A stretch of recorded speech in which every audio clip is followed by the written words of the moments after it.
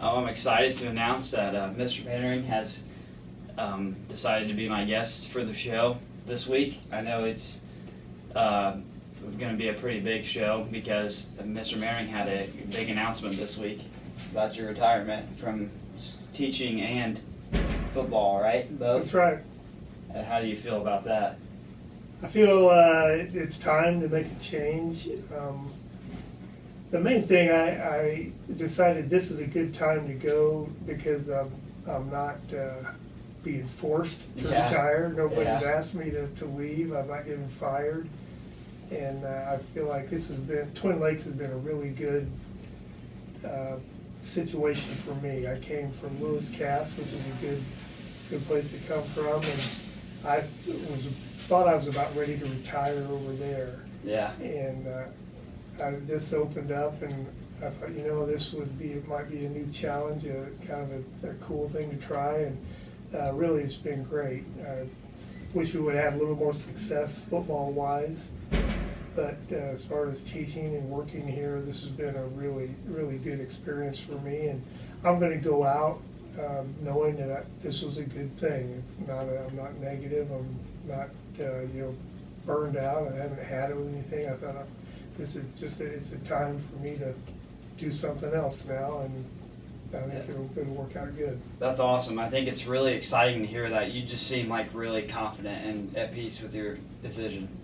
I was until, it's easy to think about it. Yeah. When I had to write a letter and go visit Dr. Galvin, the superintendent, and talk to Mrs. Whitehead, the principal, and then talk to the football team Monday, I thought, maybe this isn't a great idea. Yeah. But that's, every decision you make is probably going to be like that, and I still think this is what I want to do. Yeah, that's awesome. Because I got to get out my notes here because, you've had so much success as not only a football coach but a person. You've been a football head coach for 34 years. Yeah. I mean, I can't even process how long that is. That's long. That's a long time. It's about twice as old as I am, so it is. But that's pretty impressive. So it's obviously, I'm sure, hopefully some people listening are retired too, sitting down and listening to our show. But it's got to be a very hard decision because, for the last 34 years of your life, it's been pretty much the same thing, the same routine. I think it'll be really hard next fall. Yeah. I tell guys that are seniors, when we get toward the end of the season, you might think you're done, you might think your career's over and you're okay with that, but you're going to drive by the practice field, and you're going to hear whistles blowing, you're going to hear guys yelling, you're going to hear the sounds of the game, and it's going to get you. And I think that's what I'm worried about. I think one thing I would like to do next fall is I've always wanted to. I'd like to take some afternoons and go watch some of my friends that are coaches, watch their practice. I really, I don't know, I really get into seeing how other guys organize things and how they do things that I've never been able to. I've always guessed, I hope we're doing enough stuff, I hope we're doing it right. So that's true, but it'll be different, and I hope that it works out, and my health is good enough I can maybe try a few things, but I got a few other ideas of things I want to do too, so we'll see. Yeah, because I know that's one thing I've picked up from being as one of your players on this year, is that you're a very routine-based person. Yeah, very. I got that. You do the same thing every morning, if I recall, right? I do. So this has got to be, this is a big choice for you. And I want to, as a matter of fact, I write down goals for myself and where I want to be a year from now, and I just wrote that down today. I got to have a routine when I'm not getting up and going to school and going to practice and preparing for Friday night. It's going to change, but I'm a person that just got to have a schedule and got to kind of stay with things. So that's what I'm going to have to work on. And that could be too why you're such a great football coach. You always knew what you wanted to do. I had an idea, yeah. So it didn't always work out that way, but I had That's an part idea. of it, the game, isn't it? Yeah. Well, then you also, in 2017, got announced to the Indiana Football Hall of Fame. So I'm sure that was quite, and you've obviously talked about that before, but I know just now looking upon it, back on it, retired 2 years after that. Yeah. Does it mean a little more now that you can kind of let it soak in? Maybe, the really cool thing about that was that you get nominated by somebody has to put you up for that, and it was, I got put up by some other coaches. And when you're in the profession for a long time and somebody in that profession, says, hey, this is something that you deserve or something you qualify for, that made it kind of special. Yeah. And so, it was just a neat thing. To be honest with you, though, that's a good thing. That the day-to-day, just being involved with high school athletes and especially with football guys, is probably my biggest achievement, being able to do it for this long and being able to stay with it this long. Yeah, and that's one thing too I've also noticed about you is that you seem to always keep up with your players. Like you would tell us about players you had from 30, 20 years ago. And it was just really awesome that you really did care, not only about the team, but just about, your players, not as just football players, but as people. Like you were concerned about, what was going on at home and just making sure everybody was, becoming a better version of themselves, not only through playing football, but just in Thanks being a for person. saying that. Yeah, that's a neat thing too, and I get that a lot back at Cass, where I was at the point where I had a lot of kids that played for me whose dads played for me. Yeah. And sometimes that's good and sometimes it's bad, but it's pretty awesome when you've been in a place that long. And even here at Twin Lakes, when guys come back from college and they take the time to come out to the practice field in the summertime or something just to stop in. I remember Old Crow stopped by last summer. I thought, how awesome is that? And he just wanted to say hi to the coaches and a couple of players and stuff. So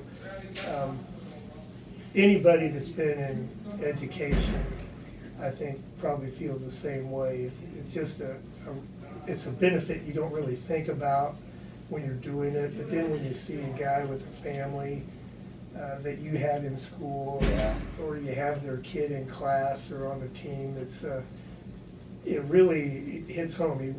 That we've got a big responsibility to young people, and hopefully we don't mess that up along the way. Yeah.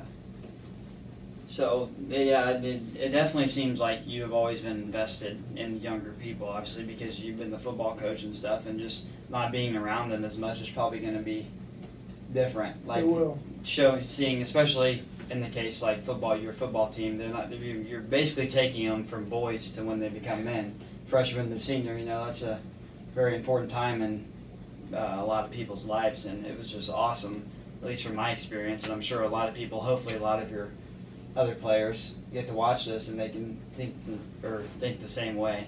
I was unfortunately I only got to play for you for 1 year, but it was definitely worth it. Thank you. And I'm sure a lot of the other players would agree with that. And it got to be cool when you're reading the articles and seeing what other people had to say about you and making you realize that I really did make an impact on these people's life. I appreciate that, Colby, and I'm glad you came out too, because you're a guy. Just from having you in 9th grade phys ed class, I knew you were a guy that would really fit into my system and my way of thinking. But yeah, it's just a neat thing when you get to work with kids that way. To me, the values that are important to me of hard work and sacrifice and don't give up and don't quit and don't walk away, and those are things that you can apply the rest of your life. And when you see somebody do that and then they say, hey, I remember you told us that or something, that's a really cool thing. So hopefully that you get a chance to make an impression on guys that way. Yeah. And then so we'll start talking a little more too here. We've been talking about football obviously a lot, but I would be interested now that it's all said and done, some of your favorite, or not favorite, but top football teams in terms of talent-wise that you would say you had? Well, the most Yeah. talented team I had was probably back at Lewis Cass in 2008. Yeah. We went to the State state championship, championship right? that year. And that was we had a really good stretch there. I had one player in the 2000s that played Division I. We had a lineman that went to Ball State.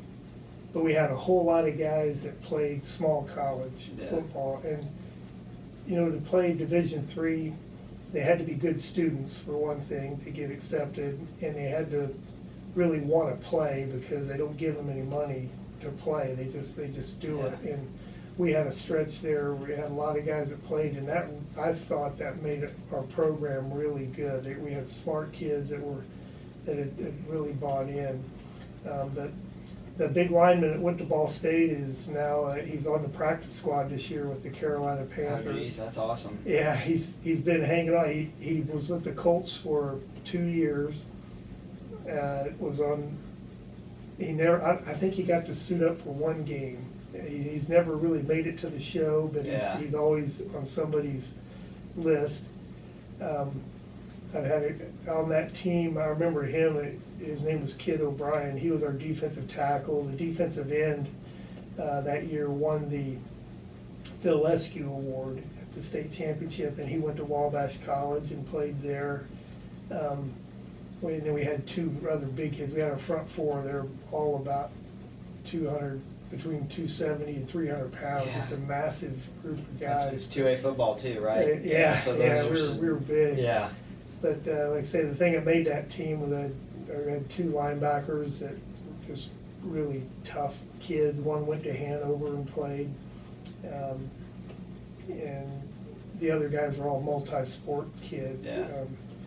I tell the story a lot that when that senior class was in 8th grade, we had our 8th grade coach that year I encouraged everybody to play, and they were not that successful. I think they had a winning season, but he made sure everybody got in the game, and a lot of parents didn't like that. Yeah. And I got a lot of complaints.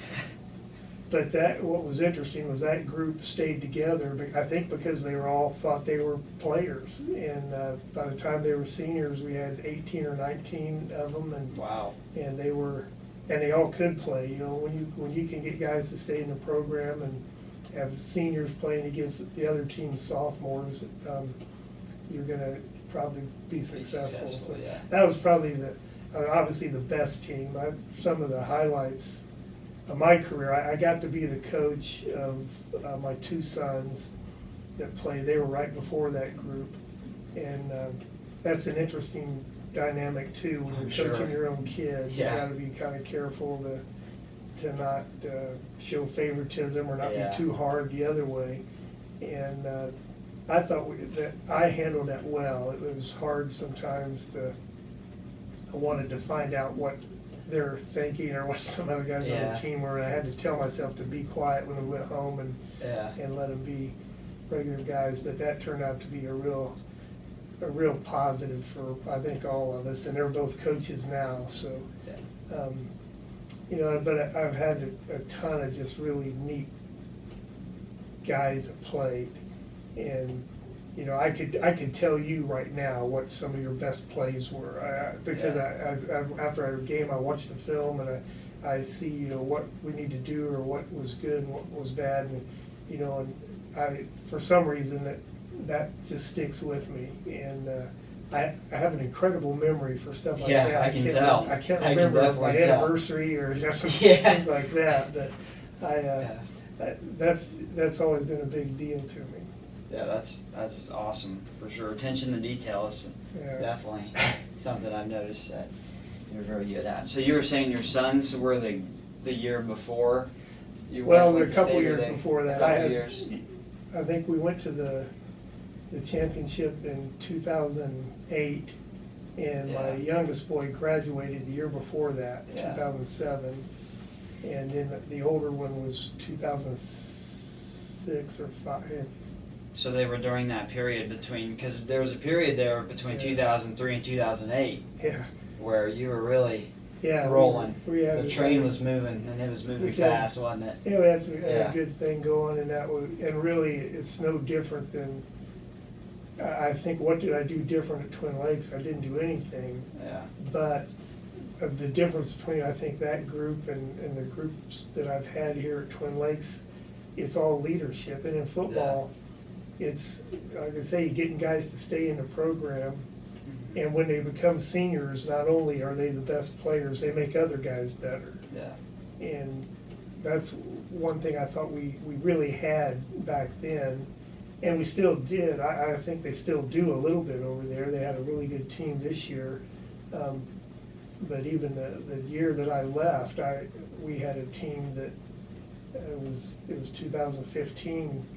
From a talent standpoint, probably one of the lowest teams I've ever had. Yeah. But they won 8 games. They were grinders, it seems like. Yeah, they overachieved, and they were willing to do that, and they figured out this is how we can win. And we played really good defense, and we controlled the ball, and just, we struggled against really talented teams, but we could beat teams that didn't quite have that attitude that we did.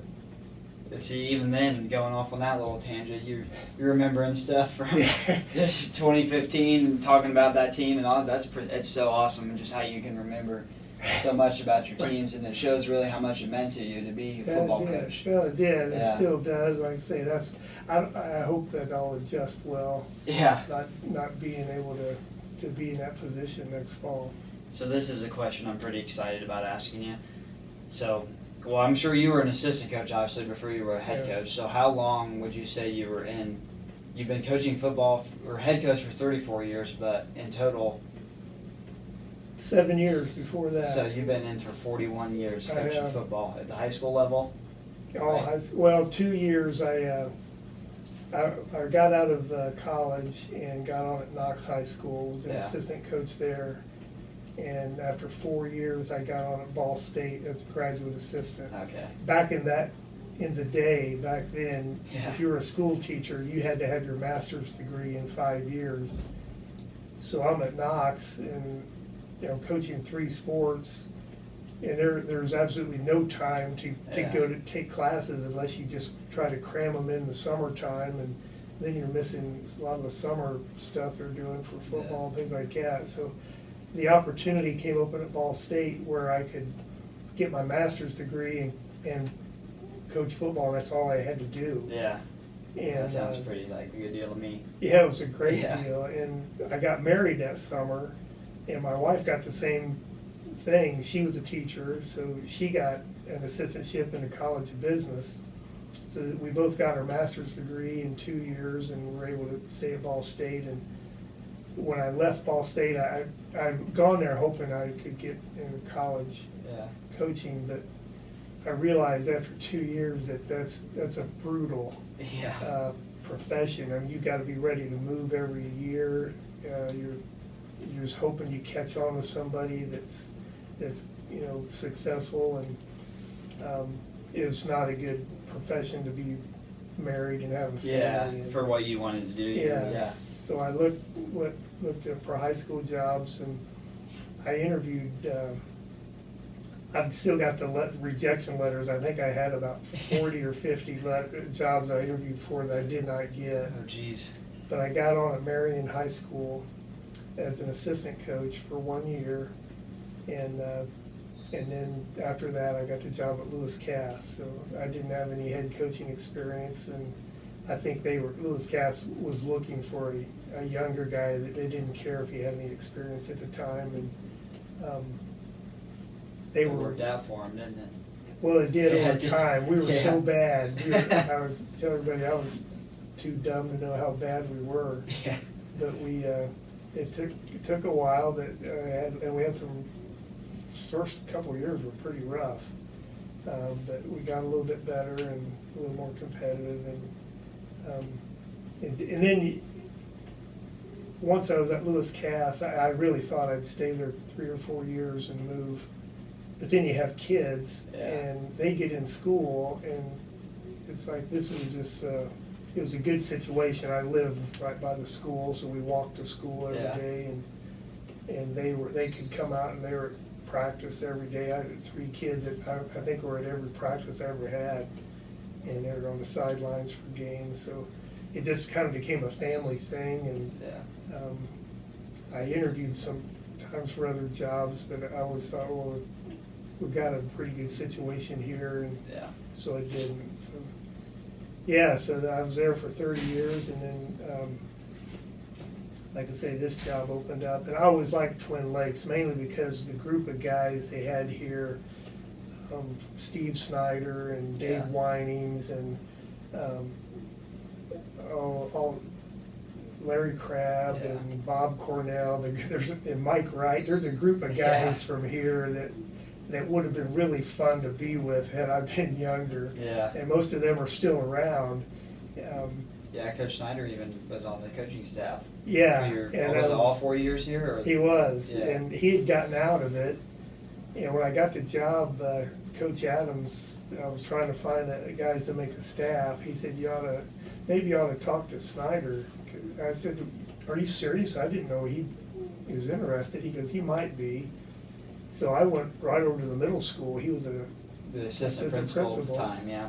And I said, hey, I need a quarterback coach. And he said, well, let me get back with you. I have to ask my wife. Yeah. And really, Coach Snyder has been a mentor and an example to me, because he is a tremendous coach. He is coaching, he doesn't matter what sport either. He's coaching his grandkids' basketball teams. Yeah. He's gonna become the shot put coach, I think, on the track team this Yep. spring. Yep. He's always doing something.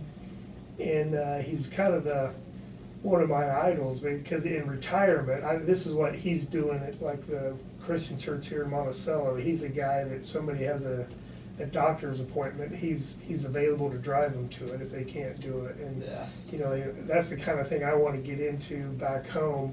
Yeah. And I've kind of got a lot of ideas from him, watching how he works. But yeah, getting him back on the staff was tremendous. He got to coach in the All-Star game a couple years ago, and that was a neat experience for him. But that's the one thing that drew me to Monticello, was that group of guys. Every time you come to Twin Lakes, you'd see those guys are all around. Yeah. And they Yep, always that's for acted sure. like they had a blast together. And Yeah. so it's just a good group of people. So from year 1 to year 41, what would you say? I mean, the game has changed a lot, and what would you say were some things that really stick out in your head? I don't think the game has changed some, but you know, I always made the joke that people would say, well, you know, I think the game has passed you by, and I always say, well, that happened a long time ago. And some things still work, Yeah. and mainly, especially in football, I think you know, we can do all kinds of come up with offenses and defenses, but if you don't tackle, if you don't block, you're not going to be very good. It doesn't matter. Like I say, to me, it's guys really wanting to be good, and guys believing in you know, and wanting to play together. The equipment is one huge difference. Oh, You yeah, know, for we worry sure. about kids with concussions now, and honestly, the stuff that we put on players today compared to 40 years ago is just incredible. Yeah. It's so much better, and you know, we've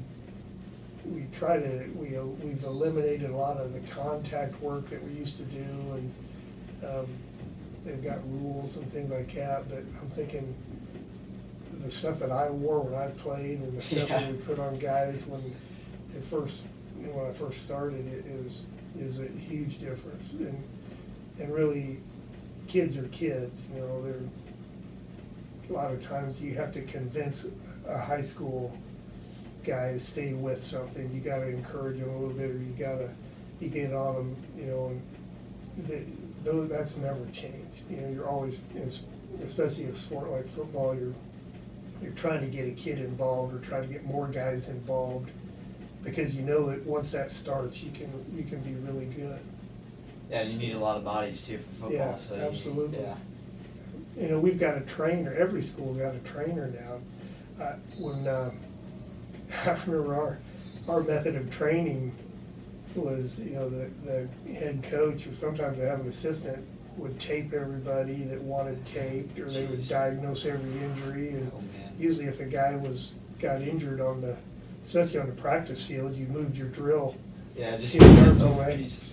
Yeah, just moved it over. Yeah, so you didn't step on him, and he'd fix himself in a little while. So That's crazy. Yeah. How times have changed, and because when you first started coaching football, the concussions probably weren't even, they didn't even know of them then, probably. you know, I remember I played in high school.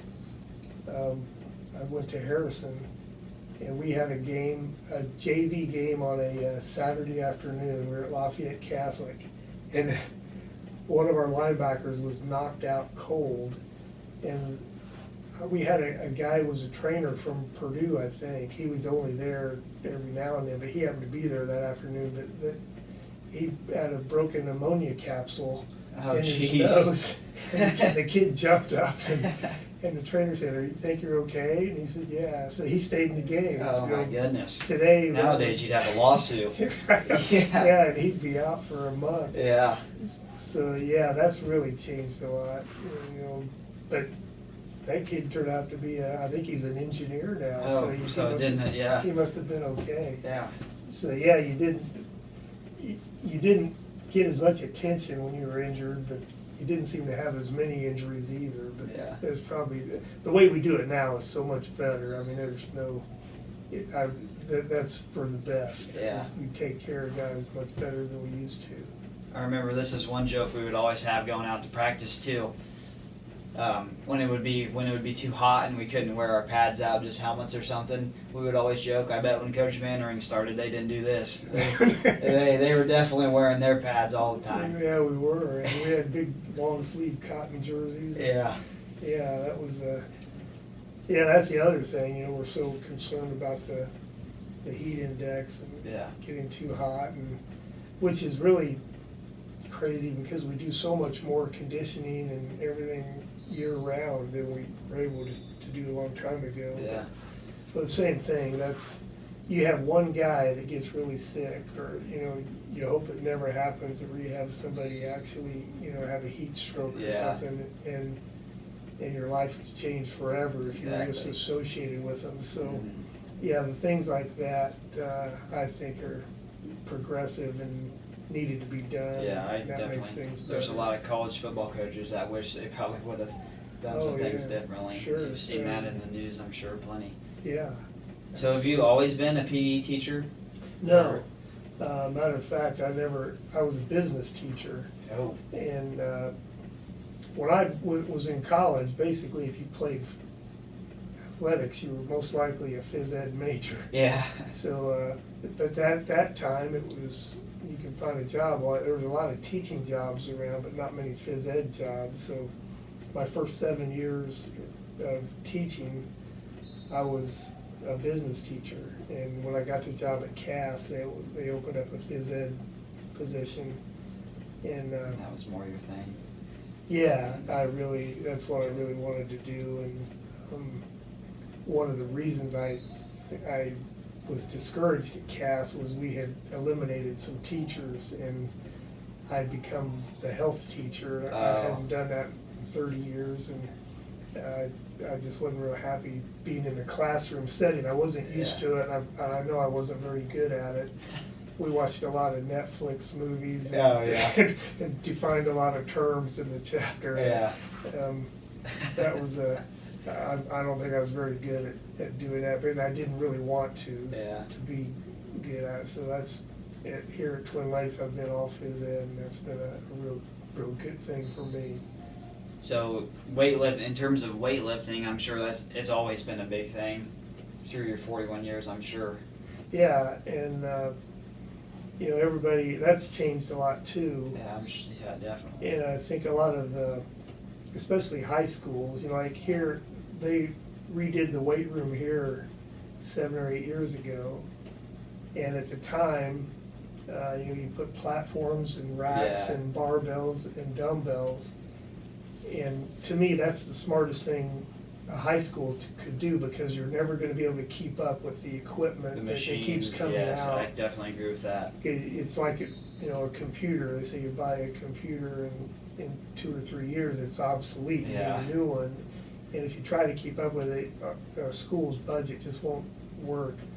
So I kind of fell in love with the idea of barbells and dumbbells. We can do a lot of exercises, a lot of things with those, and absolutely, I think that's a big part of athletics. I think if you guys that want to go to another level beyond high school, if they've never been in a serious weight training program, they're gonna be, no matter what they're playing. And if they can have, maybe we don't have the most up-to-date equipment, but if you have a good work ethic and you're willing to take instruction and, and invest yourself into it, you can adapt to any program that you have beyond high school. So, to me, that's just, it's a working attitude and a working, environment that, once again, you gotta have guys buy into it to do. Yeah, because you even keep records of like maxes, because we always did maxes we got a ranking system when we did I forget what it was called, the Indian Challenge. Yeah. And I remember there was maxes on there from teams you had years ago. They're showing us like, this is a team that was a sectional championship team, this is how the weight, their maxes compared. How do yours compare?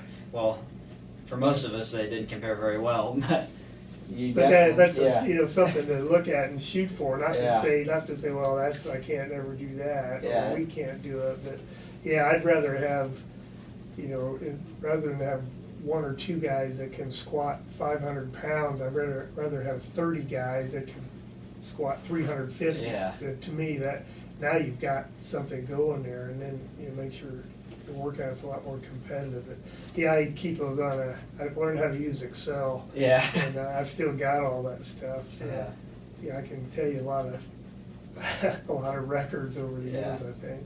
I did notice that too. It never said the names. It would just say number, like quarterbacks, and then there was 2 this season. This is how they averaged out. And linemen, there was 10, and this is how they averaged out. I thought that was really neat. I enjoyed looking at that for sure. Yeah, so I'd say it's not just one. Every school's always got one big strong guy, but do you have a dozen of them? That's what makes a good team. So. Exactly. And so, what are your big plans for retirement? Some hobbies you think you're gonna pursue or keep doing? I've got some ideas. I'm remodeling my house. I'm not. I'm having it done. I'm gonna have a lot of finish up work to do on that. We're trying to make it more accessible than having a big family holidays. So we've torn out some walls, and we're starting to have grandchildren. So we're hoping that this will be a place that everybody will want to come back for the holidays. Yeah. That's one thing. I want to read more. I'd love to fish, and I haven't really had time to do that. I'm gonna try to get more involved in that. I want to volunteer at my church and get a little bit more active in some things that I've done there. I might look into maybe teaching driver's training. I haven't done that for a long time. But there's some. I'm probably going to be busy. When my dad retired, he was at Purdue. He didn't really have any hobbies, and we were really concerned about it. But he got so involved in everything else, he was, just as busy as when he worked for the college. So I think there'll be a lot of things to do. I've got a big garden, and I really like digging around and messing around out there. So I'm kind of looking forward to a different pace. I hope that that'll satisfy me enough not to. The thing about football, especially I think being a head coach, is I was constantly worrying and constantly nervous, wondering, are we preparing right? Who's didn't show up, or who's going to be in trouble, or who's going to flunk off, and you know, you get consumed with that, but really that's part of the excitement of, you know, building up toward a Friday night, and that's what even though I hated that, you know, the negative Yeah. stuff, that's probably gonna be something that That you miss. I'm gonna most, miss, not yeah, there. Yeah. not, you know, finding out who's, you know, who we gotta get on, you know, track here, so, yeah, that's kinda it. No golfing? I didn't hear that one. I hate golf. Yeah. I'm gonna play in the outing we have over Yeah, here. that's it. That the PAT club puts on. That's the one time a year I play. I've never seen a thing so expensive and so frustrating and so time consuming. Yeah. I don't get much enjoyment out of golf, but enough to, you know, play once, Yeah. maybe twice a year. Yeah. They're lucky if they see you twice. Very That's what it lucky, sounds yeah. I definitely have noticed that one thing you've been pointing to a lot is family. And Yeah. I'm sure that had a lot to do too with your decision, and you know, it seems like a lot of your decisions in life have been based on your family, because that's, you know, for everybody, that's really your family is what, you know, It is. they mean a lot to you, and I can definitely tell that your family means a lot to you from, like you said, at Cass, you know, your kids, coaching your Sure. kids and all that. And that's one thing that, now that my boys are coaches, Yeah. you know, we would have practice on Saturday morning, and as soon as 10 o'clock hit, I was on the road I wanted to watch their team play. Yeah. And then we'd go out to dinner and have to, you know, hustle back, and sometimes it's after midnight when you get back on Saturday, and I haven't watched any film of the next week's opponent, and we've got a coaches meeting Sunday night, so Sundays have been a really busy day, and, you know, trying to get prepared. But I always thought, I'm not gonna miss some of their stuff, and they played in college, it was the same way. Yeah. You know, I'd hustle to try to get to their games, usually I'd be late, but at least get to see Yeah, it. get there and show you And, cared, yeah, so now I'm hoping maybe I could, you know, one son is over by Columbus, Ohio, maybe I could leave on Friday and watch him practice Friday and spend Yeah. the night and then watch a game, and kind of be a little bit more relaxed, but, that'll be something I look forward to. My daughter has moved to Montana, and, Jeez. so we're not gonna be able to visit her much, but if a situation came up where I could, I'd have the freedom to do that too, Yeah. so. Yeah, but like I say, I've got a grandson now and another one on the way, and I'm hoping I get a bunch more, and family is kind of a big deal. Yeah. So it sounds like definitely football has been a major topic in the Mannering household. And I'm sure it still will continue to be even after now that you've retired. Yeah, it will, For sure. and I've been really lucky, I don't know if lucky is a word, but when you can combine your profession with your family, Yeah. you know, I was, when I got the job at Cass, the athletic director told me the best job you could ever have would be a school teacher, because and be in the building that your kids are in, because you know who they're running around with, you know who they're not gonna run around with, Yeah. you know the girls are going out with, and you kinda, you're just on top of everything, and I didn't really think about that because my kids were so young at the time, but now that I'm done, you can't, you know, we complain as school teachers, we don't make enough money, and, you know, we need better benefits and things like that, but the biggest benefit I've been able to have is I got to see my kids grow up right with me, and I was fortunate my wife she stayed home, but she was totally involved in, you know, making sure they got to games and practices and things like that. So that's been a neat thing. You kids can't put a price tag on Yeah. the value of doing that. And I think a guy like a farmer to have the same, you know, relationship where the kids just kind of grow up with them, and or a guy that owns his own business maybe, and the kids work with him. So Yeah. yeah, Sure. I've been really fortunate to do that. Did you always think that you would have a couple kids that would go into coaching football, or was that something that just kind of came along the way? I really didn't. I wasn't sure, and you know, both my boys were good students, and I thought, you know, you guys could probably make a lot better living than I've made. And I was kind of flattered, but yet still surprised when they both wanted to go into coaching. My younger son actually worked for a year in Georgia at a company that made floor mats and really did well. And he left to go to get his graduate degree and coach college ball, and he's been doing it for the last 8 years now, I think, and he acts like he just loves it. So. Yeah. So it's neat to see them enjoy what they're doing.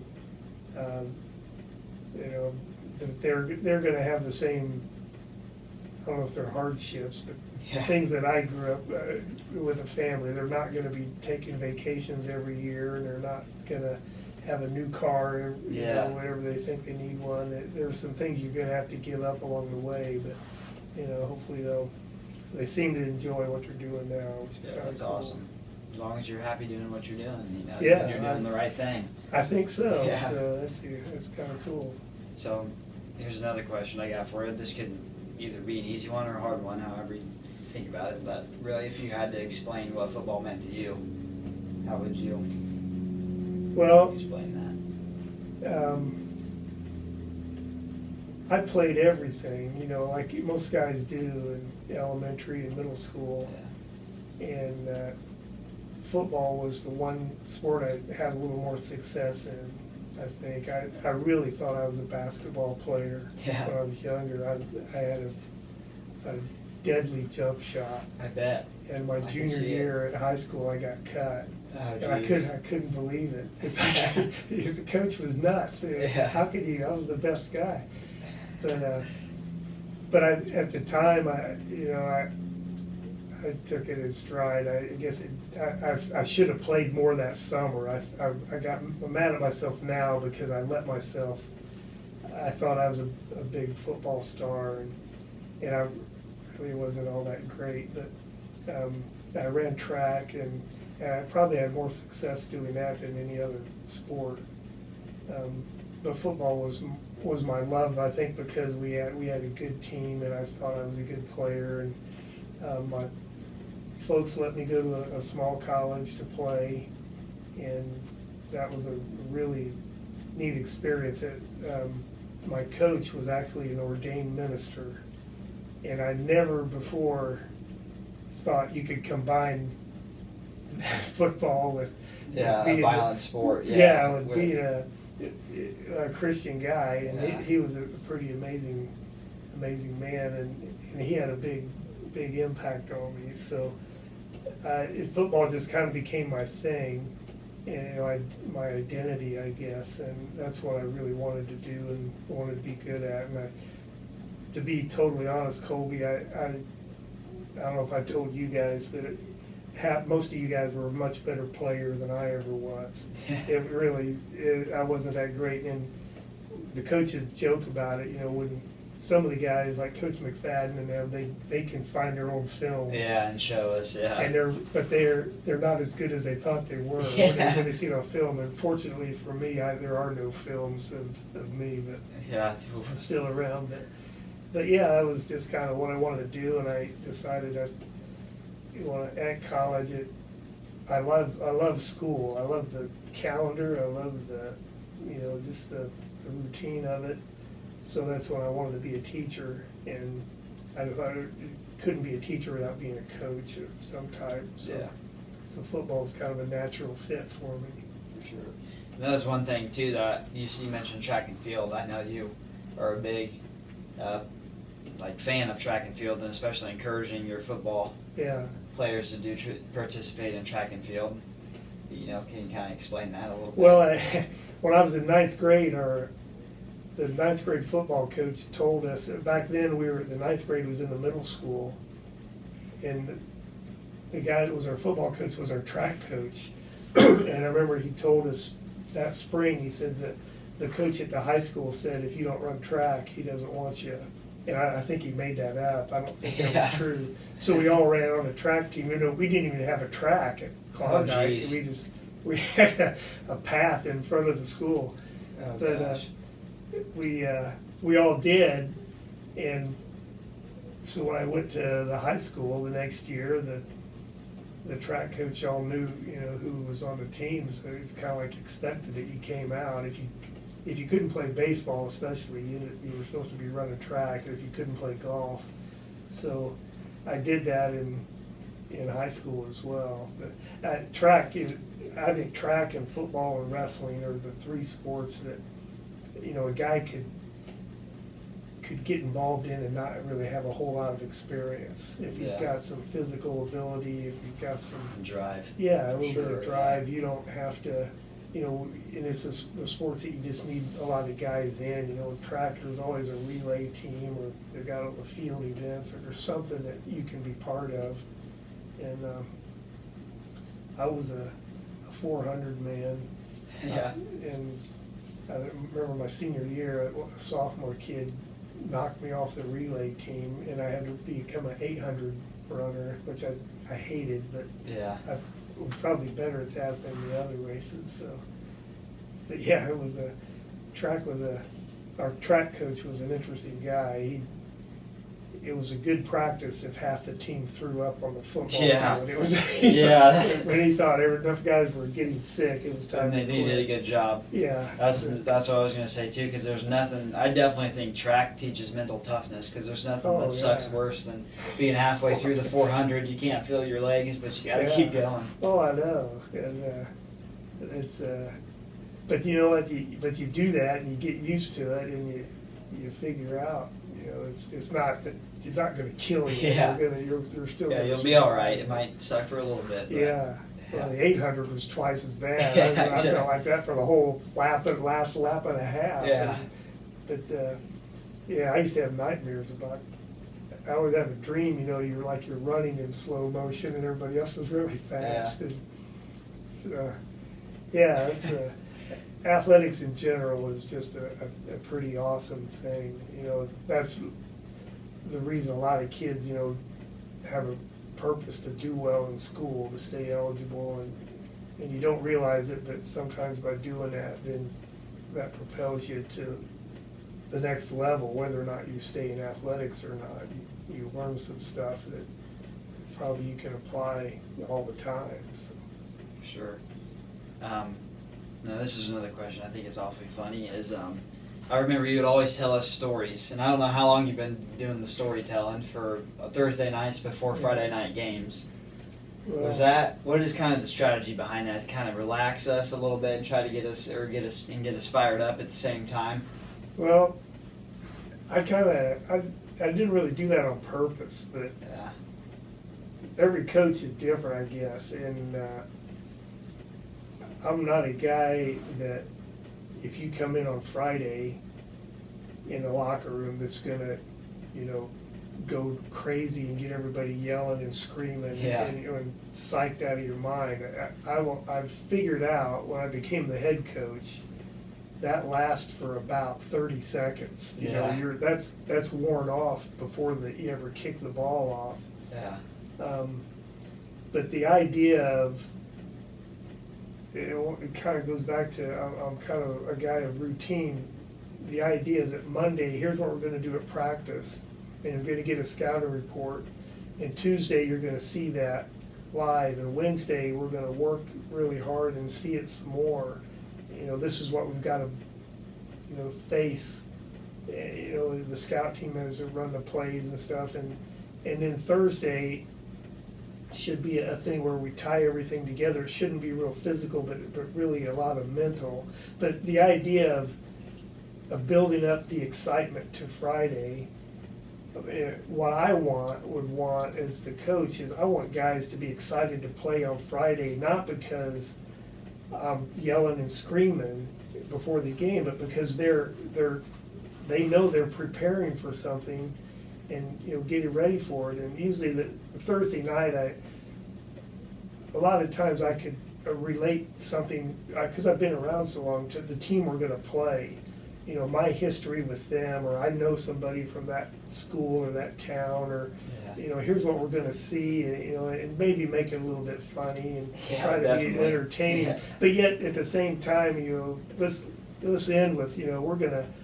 So Thursday night we're going to be pumped up. I hope when we walk out of there, because that now Friday becomes game day, and so you have a little, adrenaline going in your body, but you're not just, going out of your mind crazy. You're thinking about, this is what we've got to do, and so that's, I love telling stories anyway, so I remember a lot of stuff that is insignificant to most people, but yeah, most everything reminds me of something I did, or just something that we used to do or something, so. That's my favorite time too, but a favorite practice of the week, but it's because we've paid the price the first 3 days of the week, and we can, it's an attitude, I guess, that I wanted guys to think, this is gonna be cool, because we gotta work our way up to it, and this is gonna make Friday even better, so that's kind of why I did that, and sometimes I got it, I've made some stuff up, I gotta tell you. Yeah, that was the question I was thinking. It wasn't all true. Oh, man. You can check that out if you want to real quick. That's the beauty about a podcast, we don't have to. Yeah, I think I know it's a dentist. Okay. So, yeah, that was the cool thing about your speeches is, like I said, like, it would be relaxing, but yeah, like, we'd be fired up, because, like, you'd be relaxed, because I'd always think afterwards, I was like, I feel like we're prepared, we're all on the same page, I feel relaxed, but also you got us fired up there at the end and ready to go eat. Well, that's what I want. The cool thing, when you become a coach, it doesn't matter if you're, coaching your t-ball team that your kid's on, or you're coaching the youth basketball team. People that get a chance to do that, you're thinking about everybody. You're thinking about other players. You're thinking about, everything. When you're playing, sometimes you just think about one guy. You're just thinking about yourself. And I thought, how would I want to be coached, or what did I like and didn't like? And I got to play for enough coaches, and I got to work for enough coaches that I could tell a difference. Things that I liked and things that I really didn't. It's all right. This is, yeah, that's right. So, yeah, I mean, that's my personality, though, and I always try to be myself, not be, somebody that I'm not. And most guys like you, kind of related to that, and I thought that made it fun for me, at least. So, yeah, I made up some stuff, especially about the Indian thing. Yeah. So how long have you been doing the speeches? Do you think a lot of people will? That wasn't just a Twin Lakes thing, surely. No. Yeah, I was going to say that. No, I know your routine. That had to be in there for a while. The main difference we had over at Cass, and most of those kids that played there would tell you, because my career went back to the '80s. I could tell stories about Western, the way they were in 1986. Yeah. And some of the things that happened to us, and that kind of made it a rivalry for me. And Northwestern and Heights and all the schools that some of them we play now. Yeah. There's something, one or two things that happened over the years that I would never forget. I remember one year when my daughter was a 7th grader, they needed a girls 7th grade coach. And so I told them I'd do it, and it was terrible. We were a horrible team, but we went to Peru one night, and they must have beat us by 100 points. We couldn't even bring the ball off the floor, and their coach was wearing a 3-piece suit, and it was terrible. But I remember when we played Peru that Thursday night, I'd have the stats of that 7th grade game and how they embarrassed us and ran the score up. We're not going to let that happen. Yeah. And the guys are like, "Come on, it's a 7th grade game." But they thought it was pretty funny. Yeah. So usually I had a story, related to the team. But here it's kind of the same way. There's some schools that I wish we could have been a little more competitive with, like West Lafayette. I really dislike in a Yeah. lot of ways, because I didn't like them in high school, and they're still the same. Hopefully things will turn over years and Twin Lakes will start kicking them around. Hopefully, yeah. So, how would you say you want to be remembered? After looking back at it, 41 years of coaching, how would you say, what are the things you would want people to take away from Coach Manning? Well, if you played for me, the biggest thing to me is that you were glad you did it, that you thought that was worthwhile, and you were glad to be part of the team that I was in charge of. That's one. Winning games or losing games and stuff, that's secondary, I guess. But the guys that I really wanted here, was it a big deal to play football at Twin Lakes? And if it is, I hope it be remembered that way. And as a school teacher, kind of the same thing. I hope guys that had my class, would think, maybe it was hard, or maybe they did stuff they didn't want to do, but they were glad they did it. And when they look back, they think that was a good experience.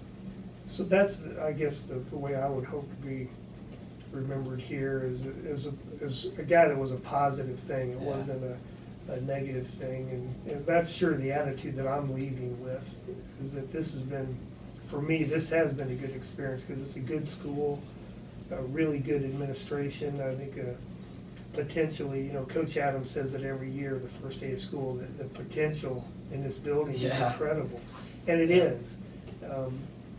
And I wish we could have, tapped into that a little more, but I think we made some progress, and I don't feel defeated or anything like that. It's just feel like it's time to move on.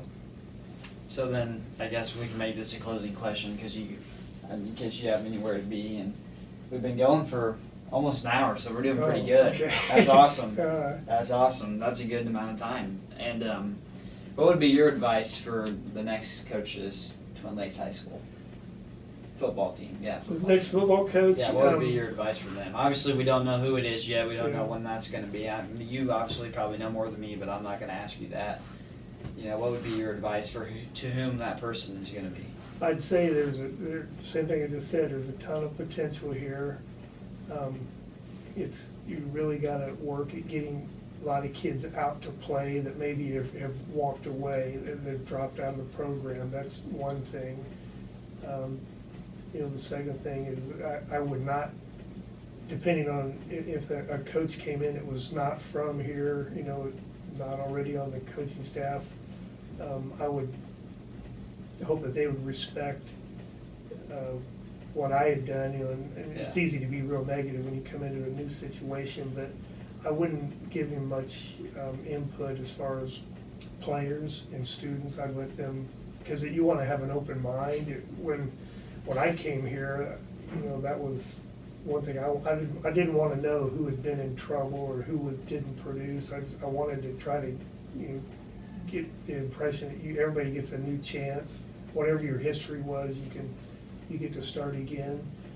So I would probably not give them much information about that. But I would tell them, if somebody asked me about it, it's a good place. I mean, you got a chance. I think you got a chance to win here, and I think they will. I really do. I think it's set up, not just with the school. The community is all in.